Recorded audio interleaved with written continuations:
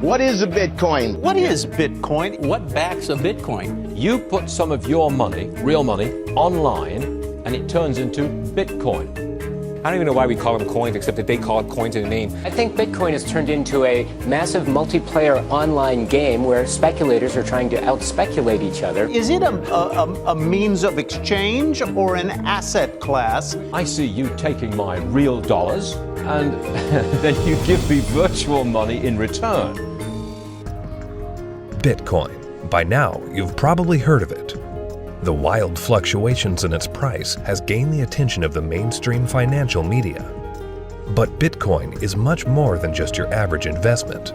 Beneath all the hype and hysteria lies what could be the most important technology of our lifetimes. So what exactly is it?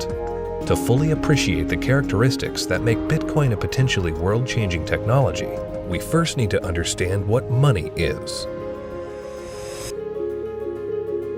Throughout history, precious metals were chosen as money, not through government decree, but because of their unique features. Gold is rare, easily recognizable, portable, durable, and divisible. Above all, because gold is difficult to find and labor-intensive to mine, refine, and mint, it has always been perceived as a store of value.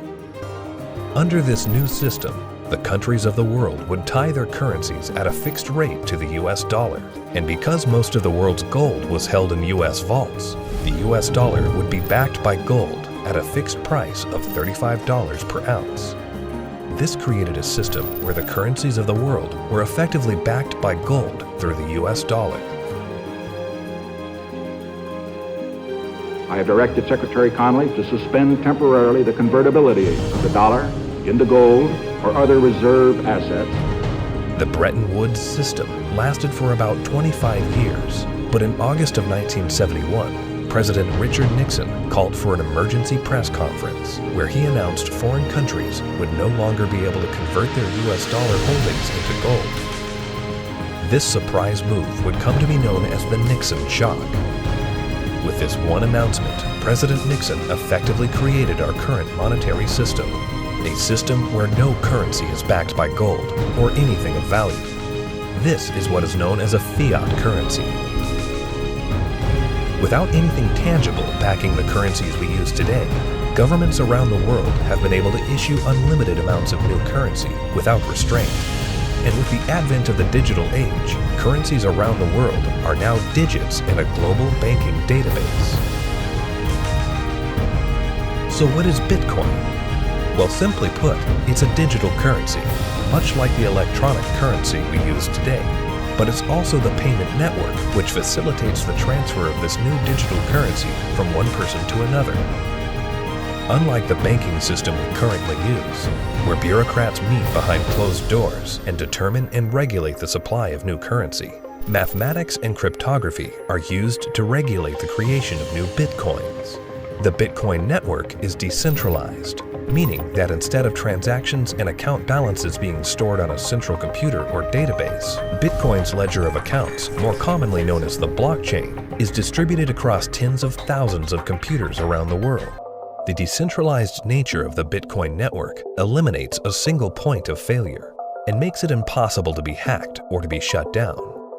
Bitcoin transactions are transmitted peer-to-peer, without the need for a third party, meaning that the user is in complete control of their money.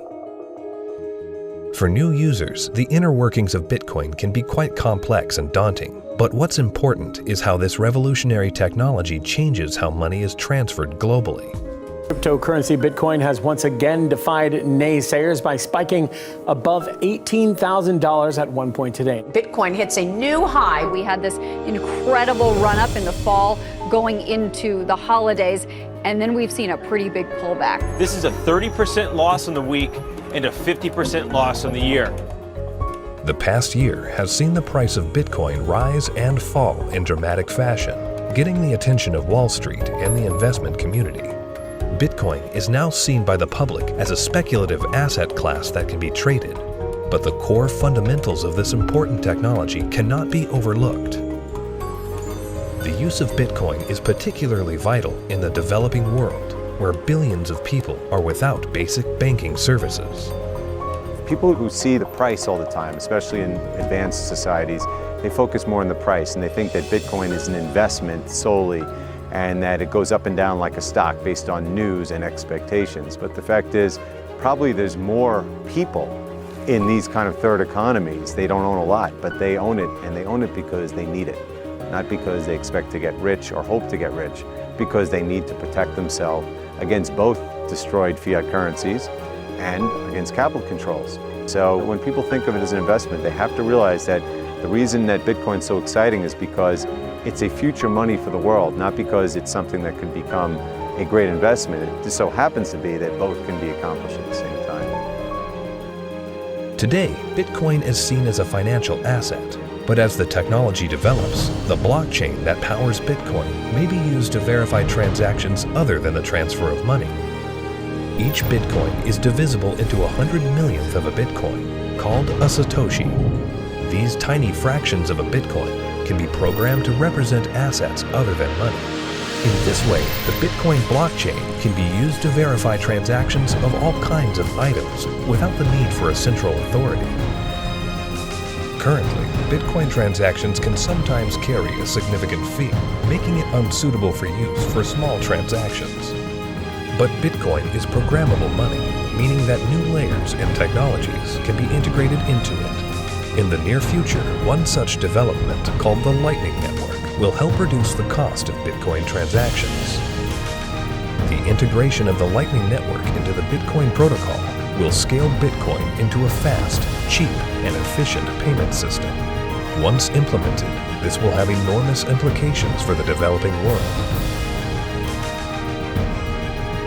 Bitcoin and the blockchain behind it are incredibly powerful technologies. As the future unfolds, these technologies could be used to restructure the financial system into one of fairness and equality for all, a system outside the control of the banking elite.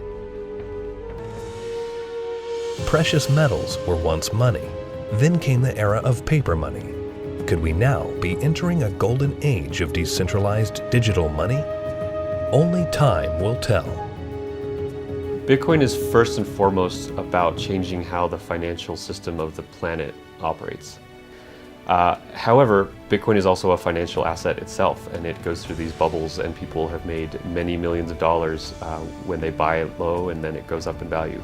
But that's not really what matters at all. What matters is that it's actually going to change the entire ecosystem of the planet, how all humans interact with each other, and that's a very exciting thing to be part of.